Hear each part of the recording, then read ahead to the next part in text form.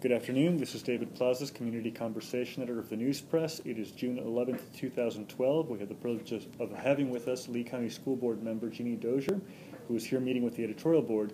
And for the record, editorial board members, would you please introduce yourselves? Hunter Lee. I'm Luis Insignars, citizen member from South Fort Myers. Cole Peacock, alumni citizen member from Fort Myers. Pam Grotehouse, citizen member from Bonita Springs. And Roy Hyman, alumni citizen member from Bonita Springs. Mrs. I'm an alumnus, I forgot to say that. Mrs. Dozier, tell us, why are you running for re-election? I actually ran initially in 2000, and because this is my community, and you know, your community is only as good as the school district that's in the community. That's what makes businesses want to come here. That's what makes a thriving community, because people want to come and they want to bring their children and put their children in your schools. This is still my community. My husband has a business here. I have a grandchild that will be attending the schools here, and I want the best schools that we can actually have, and so that's why I'm running again. And right now, July 1st will be a critical date. It's an anniversary date for the new superintendent, Joseph Burke. Would you give us your assessment of him as a leader for this district? Has it worked out the way you've wanted, or what are your observations as assessment of his performance? That's interesting, because we are right now doing his second assessment, because we do an assessment every 6 months, and the second assessment is now actually due. And I just asked for some very important data that we can use to make his evaluation, because he came up with, which I thought was rather interesting, his own goals when he first came. He came up with a total of 22 goals that he said, I would really like to be evaluated on these items. And so when we received the evaluation instruments last week, we didn't have any of the backup data. And so I said, we really need this so that all board members will be evaluating on the same information and not just kind of out there and saying, you know, yeah, I think this was met. You know, we need to have hard data to evaluate him on. I think that he is very community focused. I think he's done a good job. I think that he cares about the community. I think he cares about kids. I've never seen anybody so focused on being in the schools, which I think is very important.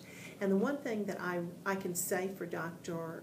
Burke is the fact that he has surrounded himself. He's brought in a couple of very strong individuals, and he lets those individuals make decisions. He lets them do the job that they need to do, and it's kind of they're looking out for the district. They're looking out for him, and they're doing the things down in the minutia that he doesn't have to do, so he can be focusing on the big picture as a whole.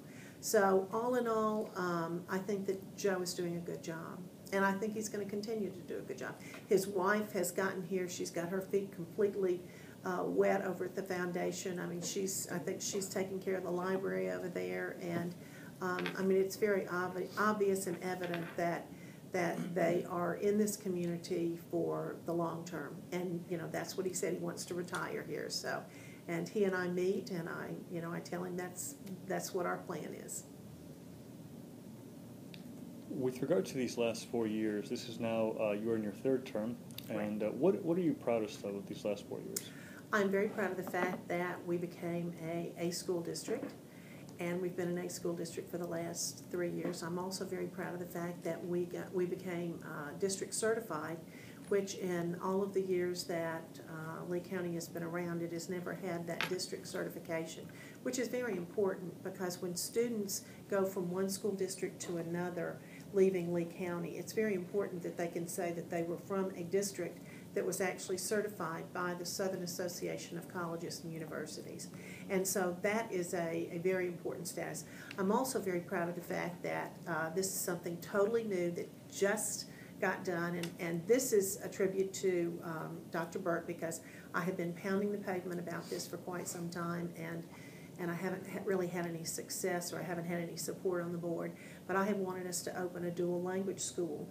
And I think that that's very important, because I think the future is, in order for students to be competitive in the world, and not just Lee County, but they're going to have to be multilingual.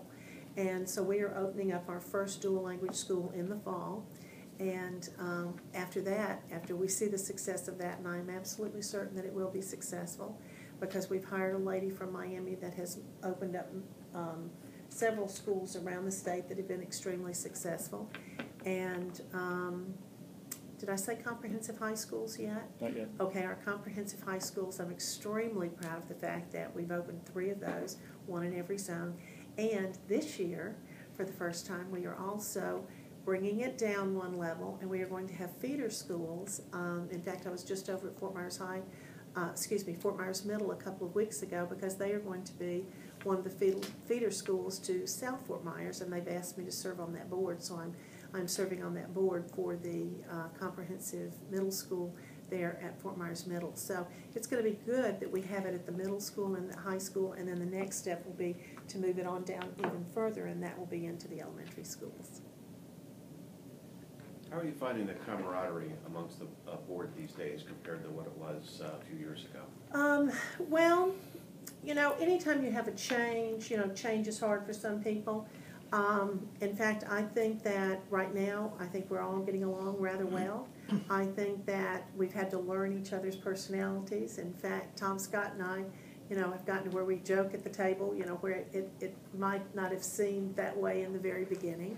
But he and I now are, you know, just working right along. And being the oldest serving member that's going to be on the board, one of the things that I do, I'm very proud of, is the fact that I have good leadership skills and I can bring people together. And there have been a couple of times when there have been situations that Dr. Burke has brought things to the table that other members didn't support. And I sat there and I explained to them why it was very important for them to support this recommendation, because your support, you know, have you asked for the data? Did you have a conversation with the superintendent ahead of time? Well, if you've gotten everything that you have, unless it's just a financial reason that you are voting against it, we really need to support the superintendent's recommendations. So I think the board's getting along rather well. I mean, we just had a bump in the road with a situation where Dr. Kuckel did not support. She actually wrote a memo. She wasn't there, and you know, I read the memo, and there were some things in the memo that I really didn't agree with, because and I know in the memo she actually said that that we hadn't gotten all the information, and that was one of the things that I asked Dr. Burke at the table. I said, has anybody asked you for information on this organizational chart that you have failed to give anyone? Have you given everybody what they asked for? Yes, you know, he said he had. And I said, and can we financially sustain this reorganizational chart? Yes, we can. I said, well, with these questions being answered, there's no reason why we can't support it, because we've allowed every other superintendent the opportunity to come in, they stay for a year, and then once they've been here for a year, after they see the way everything's running, then they want to put their own organization in place, the one that fits them, their style, and their business sense. And so he didn't do it immediately. Instead, he waited a year, and he saw how things were running, and then he brought this forward, and it will not go in place until actually he's been in the district for an entire year. And this is just a courtesy that we have allowed every other superintendent, and I mean, we owed it to this superintendent to give it to him too. And you know, I fully support him on this. And another question that I asked him is, I said, if by chance you find 6 months from now that part of this reorganizational chart is not working, can we come back and talk about it again? Absolutely.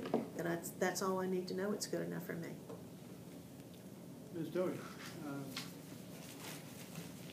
an article in the News Press May 16th caught my eye. Front page, low scores tied to prep time. And what they're talking about is the FCAT. And the subtitle was, State lowers passing grade after dramatic drop in FCAT writing exam success rate.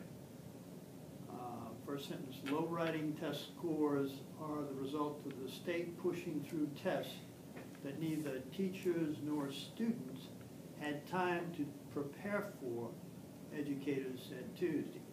Those tests also evaluated punctuation and spelling, which hadn't counted before those educators said. And that concerned, that shocked that in a writing evaluation, you're going to discount punctuation and spelling. And I heard you say a moment ago that you want people to be competitive in the world. Mhm. So if we're turning out students where teachers are not holding them to proper punctuation and spelling, I am very concerned about that. And I looked